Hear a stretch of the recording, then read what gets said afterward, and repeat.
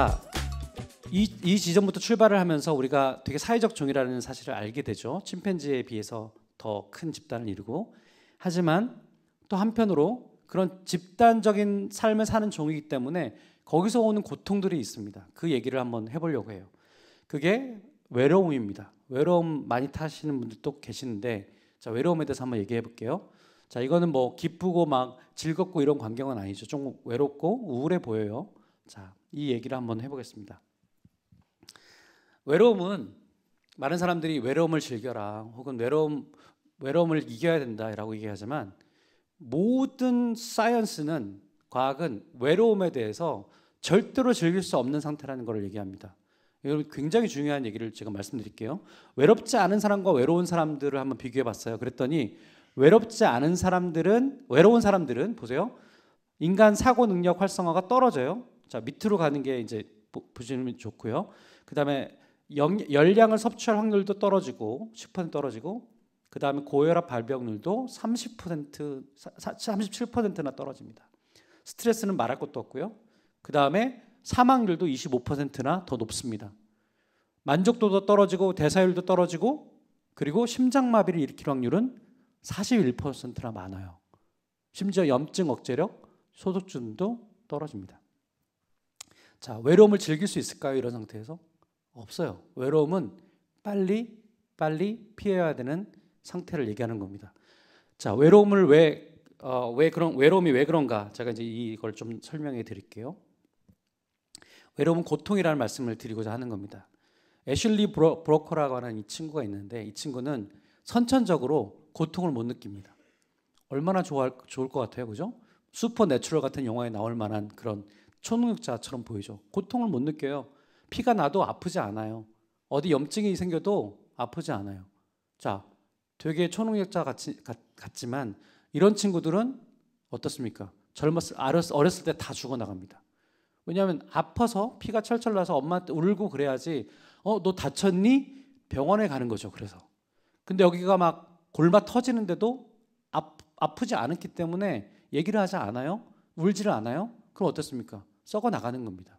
그래서 의료가 많이 발달했기 때문에 쫓아다니면서 이런 친구들은 이제 케어를 하게 돼요. 그래서 전 세계에 한 500명 정도 있는데, 이런 친구들이 유전자에 어떤 문제가 있는지도 알게 됐어요. 자, 이거를 선천적 무통각증이라고 얘기합니다.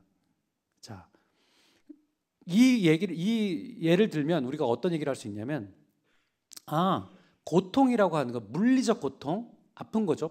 페인, 고통. 이 물리적 고통이라는 것을 느낀다는 것이 축복이구나라는 생각을 하게 돼요. 고통은 어떤 거죠? 고통은 어떤 동기를 주죠? 고통은 그 고통의 원인으로부터 피하고자 하는 동기를 줍니다. 못에 찔려서 피가 나잖아요? 아프죠? 못 근처에 가겠어요? 안 가겠어요? 안 갑니다. 그죠? 피하려고 하는 동기를 줘요. 그게 고통이에요. 보통 우리가 부정적인 감정이 들 때 그런 동기를 줍니다. 여러분, 질투심에 사로잡힐 때 있잖아요? 되게 힘들죠. 하지만 그 질투심이 없다고 생각해 보세요.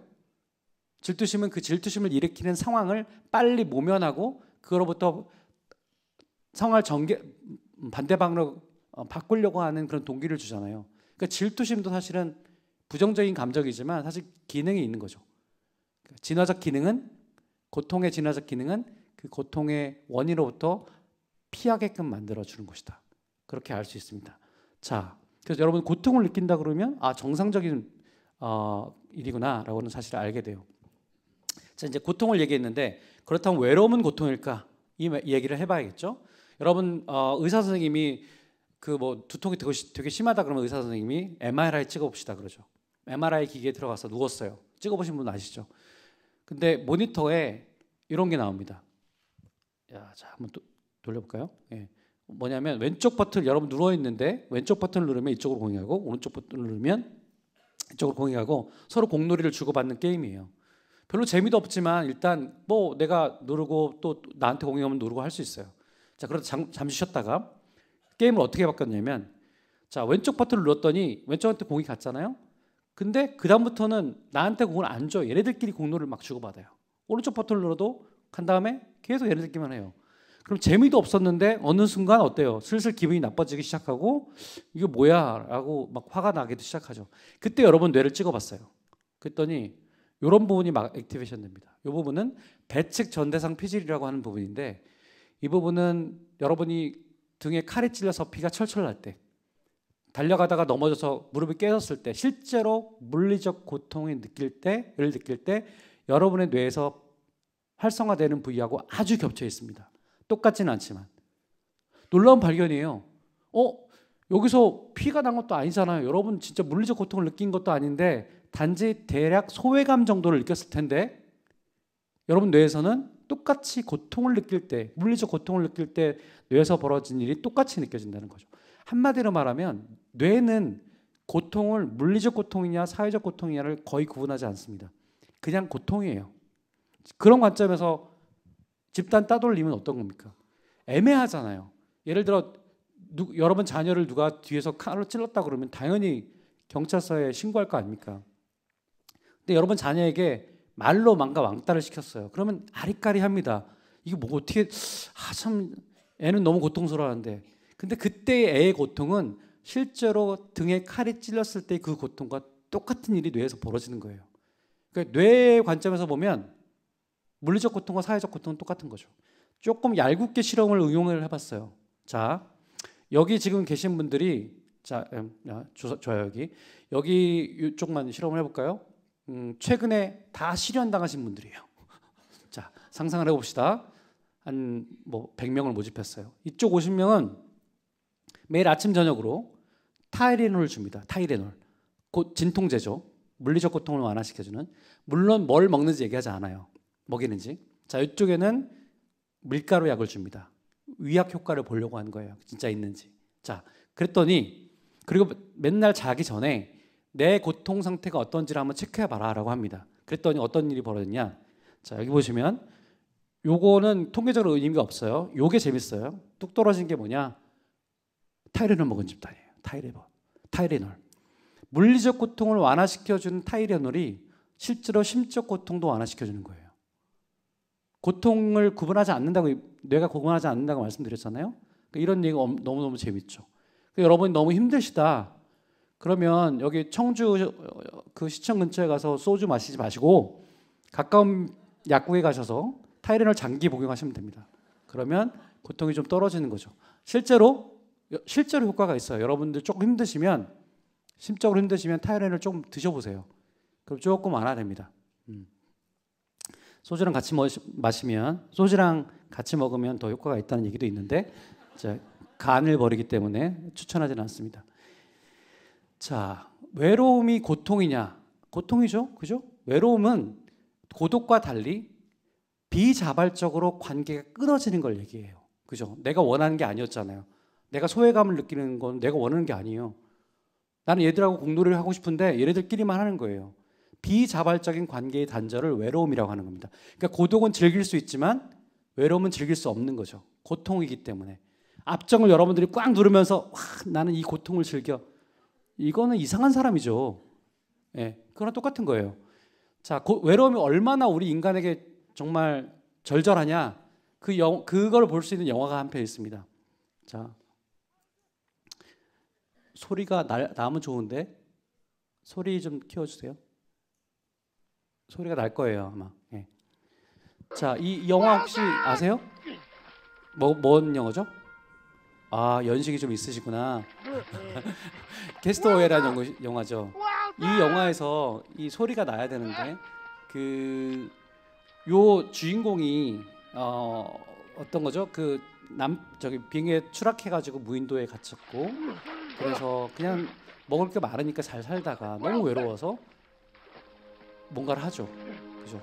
근데 이 영화의 이 장면을 보면 막 애타게 불러요. 예. 상상을 해보세요, 여러분. 미안해. I'm sorry, 윌슨이겠죠, 그죠? 예. 예. 아, 이 소리를 들으셔야 되는데. 자, 이 영화에 손이 안다 뭐 그런 건데 저렇게 애타게 찾는 걸 보면 틀림없이 사람이겠죠. 근데 윌슨을 만나보실까요? 예. 윌슨이 이렇습니다. 공이 떨어졌어요. 그래서 공에다 너무 외로우니까 사람을 그려놓고 계속 대화를 합니다. 이 영화를 보면 인간이 외로움이 정말 깊이 박혀 있구나. 혼자 사는 거를 정말 먹고 사는데 아무 지장 없어요. 먹을 거 많아요. 하지만 외로움을 참을 수 없구나. 그래서 인간에 대해서 별명을 붙인다면 아마 혼자 있는 거를 끔찍히도 싫어하고 힘들어하는 종이라고 얘기할 수 있겠어요. 그래서 영국에서는 외로움 장관이 있습니다. 우리나라 치면 보건복지부 장관이 그걸 겸해요. 왜냐하면 고령화가 되고 앞으로 외로움이라는 것은 인류가 당면한 가장 중요한 문제일 것이다. 이렇게 이제 생각을 하는 거죠. 자, 그런 관점에서 우리가 그 매슬로우 욕구 피라미드 교과서에서 배우셨지만 제가 이거에 대해서 좀 딴지를 걸어볼게요. 생리적 욕구가 만족되고 안전의 욕구가 만족되면 또 사회적 욕구가 그다음 만족돼야 되고 그다음에 존경 이렇게 이런 거죠. 일종의 위계가 있습니다. 자, 근데 아까 사피엔스 영장류의 삶은 한마디로 뭐라고요? 조직생활이죠. 집단이라는 걸 떼면 인간을 정의할 수가 없어요. 여러분이 지금 느끼는 모든 감정들이 다 여러분 개인 때문이 아니라 여러분과 살고 있는 타자, 타 집단 때문에 여러분 속해 있는 집단 때문에 발현되는 거예요. 아 뜨거라고 하는 건 뭡니까? 내가 뜨겁다고 하는 표현도 하는 거지만 그 표현을 하는 이유는 뭐예요? 여기 오지 마라고 하는 거예요. 그죠? 혐오, 역겨움, 뭐 여러분들 썩은 걸 보면 역겹잖아요. 그게 배운 사람이라고 역겹지 않습니까? 아니죠. 그냥 역겨워요. 역한 냄새를 맡으면. 그럼 역겨운 표정을 짓죠? 그럼 다른 사람들이 그 역겨운 표정을 보고 아 여기 접근하면 안 되겠구나. 병원균이 있을 수도 있고 뭔가 썩은 게 있을 수도 있는 거죠. 그러니까 감정은 기본적으로 집단적인 속성이에요. 우리 감정을 갖고 있다는 것은 나 혼자 살고 있지 않다는 뜻이에요. 자, 그런 관점에서 인간의 사회적 욕구가 더 밑바닥에 가 있어야 되지 않을까? 저는 그런 생각을 합니다. 이거는 웨슬로우가 그냥 논리적으로 생각한 것 뿐이에요. 만약에 갓난아기가 제일 중요한 게 뭘까요? 집이 아무리 좋고 안전이 아무리 보장돼도 생리적 욕구가 완전히 보장돼도 사실 자기가 할 수 있는 일 아무것도 없거든요. 자원을 얻으려면 타자가 도와줘야 돼요. 갓난아기니까. 너무나 미약하잖아요. 뭡니까? 엄마를 부르는 응애가 가장 중요한 행동이에요. 그러니까 사회적인 어떤 욕구라고 하는 것이 인간에게서는 더 밑바닥에 깔려 있다라고 보는 게 맞다라고 생각합니다. 그래서 제가 구글링을 하다가 기가 막힌 걸 찾았어요. 저 와이파이 저 위에가 다 욕구 피라미드고요. 저 맨 밑에가 와이파이고 저 밑에가 뭘까요? 배터리죠, 배터리. 예. 여러분 한 3% 정도 되는 배터리를 갖고 있으면 정말 불안하고, 그죠? 뭔가 그래서 가게라도 들어가고 뭐라도 사잖아요. 그리고 뭐라도 먹고 있잖아요. 자, 왜 그럴까요? 연결의 욕구예요. 여러분 수렵채집기에 사냥을 막 하러 가는데 어리버리해서 그 물에서 잠깐 떨어져 나왔어요. 주변에 맹수들이 있습니다. 그때 여러분의 감정은 뭘 것 같아요? 나 죽었구나라고 하는 거예요. 공포감이에요. 내가 타자로부터 비자발적으로 떨어져 나갔을 때 나의 느낌과 비슷한 거예요. 그러니까 불안한 거죠. 힘든 거죠. 공포감을 느끼는 거죠. 자, 우리가 사회적 종이라는 게 그 정도로 굉장히 깊은 겁니다. 그래서 외로움을 느끼는 거는 굉장히 건강하신 거고요. 이건 그렇지만 즐기시면 안 되고 시그널이에요. 빨리 다시 네트워크로 돌아가라라고 하는 뜻이고요. 외로움을 느끼는 자가 있다 그러면 빨리 손을 내밀어 주셔야 되고요. 고독을 즐기는 자라고 생각하면 내버려 두셔야 되고요. 여러분도 잘 생각해 보세요. 내가 지금 혼자 있는 거를 즐기고 있나? 아니면 힘들어하고 있나? 이게 관계에 아주 중요한 하지만 미묘한 그런 부분입니다.